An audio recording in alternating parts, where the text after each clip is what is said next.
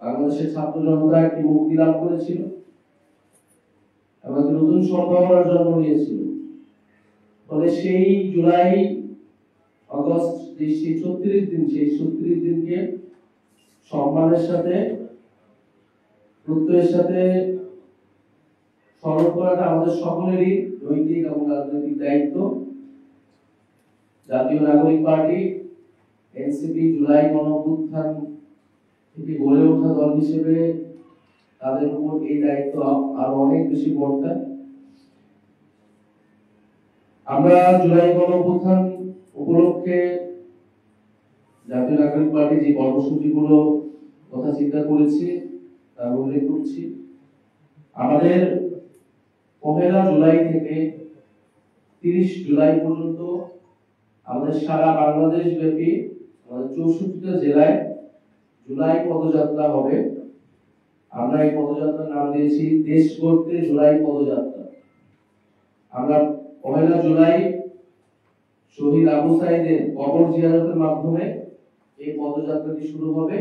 এই ক্রমান্বয়ে বাংলাদেশের 64টি জেলা প্রদক্ষিণ করবে। আমরা 64টি জেলায় যাব, আমরা শহীদ পরিবারদের কাছে যাব, শহীদের কবর জিয়ারত করব, আহত যোদ্ধাদের সাথে কথা বলবো এবং অভ্যুত্থানকারী এবং বাংলাদেশের সাধারণ ছাত্র জনতা যারা রয়েছেন তাদের সাথে কথা বলবো।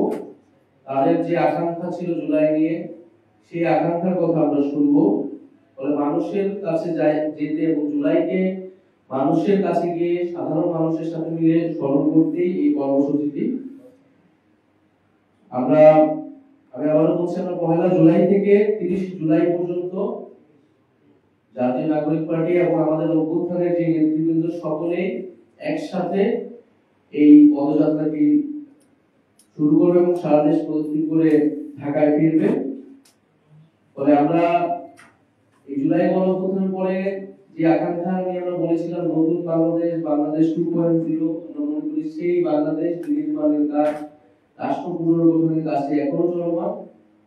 ফলে সেই দেশ গড়ার লক্ষ্যে দেশ গড়তে জুলাই পদযাত্রা, এটি আমাদের ট্যাগলাইন। এর মধ্যে আমরা 16 জুলাই যেদিন শহীদ আবু সাঈদ শহীদ হন, এই জুলাই গণঅভ্যুত্থানের প্রথম শহীদ, এবং তার শহীদ হওয়ার মধ্য দিয়ে আমাদের যে জুলাই গণঅভ্যুত্থান শহীদের যে মিছিল, সেই মিছিলটি শুরু হয়েছে। সেই দিনকে আমরা বৈষম্য বিরোধী শহীদ দিবস হিসেবে পালন করব এবং সারা দেশে শহীদদের জন্য দোয়া মাহফিল এবং স্মরণসভা অনুষ্ঠিত হবে। বৈষম্য বিরোধী শহীদ দিবস 16 জুলাই। আমরা 3রা আগস্ট, আপনারা জানেন 3রা আগস্ট শহীদ মিনারে ফ্যাসিবাদ বিরোধী 1 দফা দিবস ঘোষণা হয়েছিল। আমরা এই বছর 3রা আগস্ট শহীদ মিনারে ছাত্র জনতার জুলাই ঘোষণাপত্র ইস্তেহার পাঠ কর্মসূচি অনুষ্ঠিত হবে। আপনারা জানেন যে জুলাই ঘোষণাপত্র যেটি সরকারের দেওয়ার কথা ছিল, আওয়ামী লীগ নিষিদ্ধের আন্দোলনকে 30 কার্যদিবস বলা হয়েছিল, সেই 30 কার্যদিবস পার হয়ে গিয়েছে। কিন্তু সরকার কোনো ধরনের উদ্যোগ আমরা দেখিনি।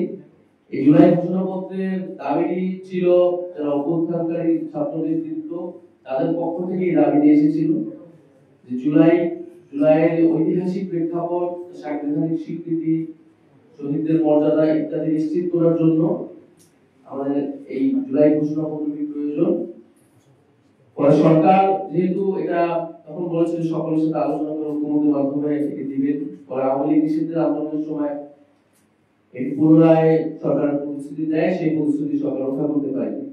ফলে আমরা মনে করি যে অভ্যুত্থান ছাত্র জনতা করেছেন এবং এই ঘোষণাপত্র আমরা ছাত্র জনতাকে সাথে নিয়ে 3রা আগস্ট এই ছাত্র জনতা জুলাই ঘোষণাপত্র এবং ইস্তেহার কর্মসূচি রাখছি। সারা বাংলাদেশের মানুষের আকাঙ্ক্ষা, তাদের প্রত্যাশা শুনে তাদেরকে সাথে নিয়ে আমরা 3রা আগস্ট শহীদ মিনারে ছাত্র জনতা জুলাই ঘোষণাপত্র এবং ইস্তেহার পাঠ করব এবং 5ই আগস্ট আমরা ছাত্র জনতার মুক্তি দিবস উদযাপন করব।